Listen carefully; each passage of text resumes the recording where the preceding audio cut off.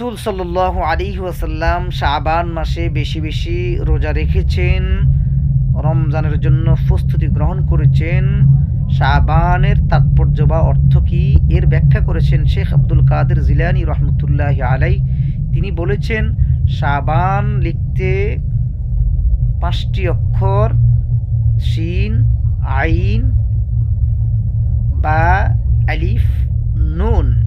শিনতে সরফুন, সরফুন মানে সম্মান, আইনতে উলুগুন মানে শ্রমিদ্দি, বাতে বিররুন, বিররুন মানে নেকি, আলিফতে উলফত, উলফত মানে ভালোবাসা, নুনতে নুরুন, নুরুন মানে আলো।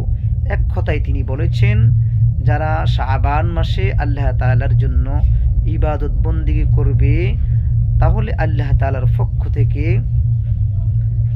সম্মান, শ্রমিদ্দি, নেকি, আল্লাহ তাআলার ভালোবাসা, ঈমানের আলো অর্জন করতেই পারবে।